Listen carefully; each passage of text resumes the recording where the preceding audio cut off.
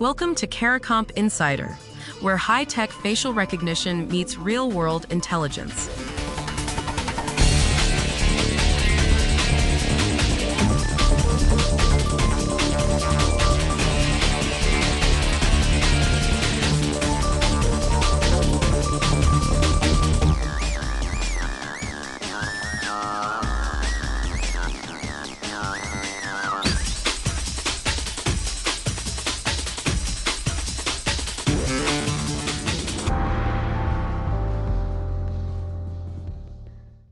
Picture a young woman who studied for months to become a teacher. She shows up on exam day. A camera looks at her face and says it's not her. If you've ever had a phone fail to unlock with your face, you already know that small jolt of, "Wait, that is me." Now imagine that glitch deciding whether you can sit for the test that opens your entire career. In India, that's no longer hypothetical.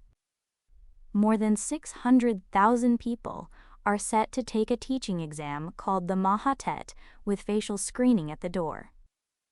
And it's part of something much bigger rolling out across the country. So what happens when the machine guarding the gate gets one face wrong? Let's start with the scale, because it's already enormous.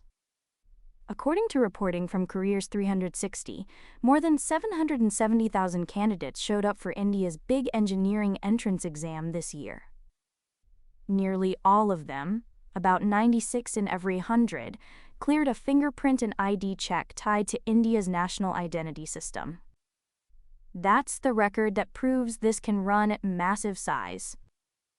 Now the National Testing Agency is going further. India TV News reports that starting in January 2026, exams will add facial biometric checks, a camera matching your live face against your stored photo. The goal is stopping impersonation, people paying stand-ins to take the test for them. That's a real problem worth solving.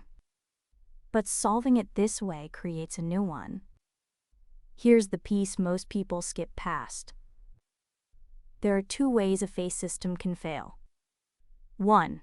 It lets the wrong person in. 2. It locks the right person out.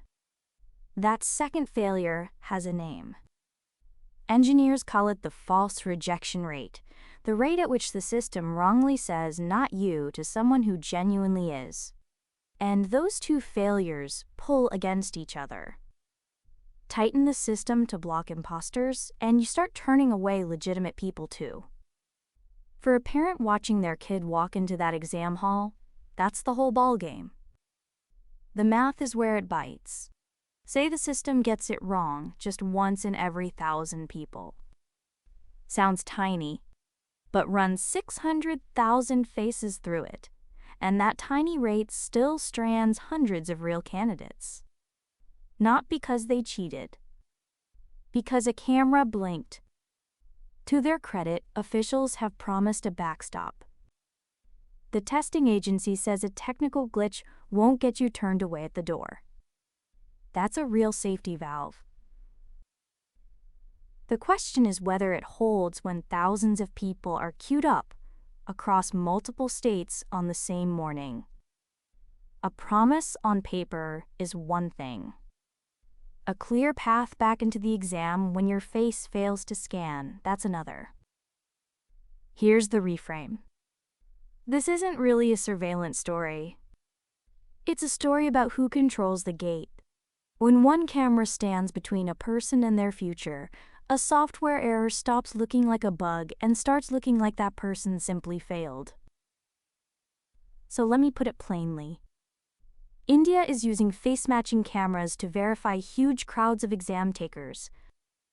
The technology mostly works, but at this scale, even a rare mistake locks out hundreds of real people.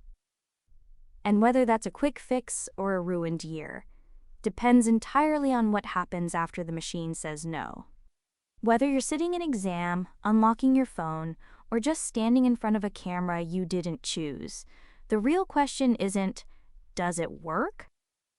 It's what happens when it doesn't, and who has to prove it was the machine.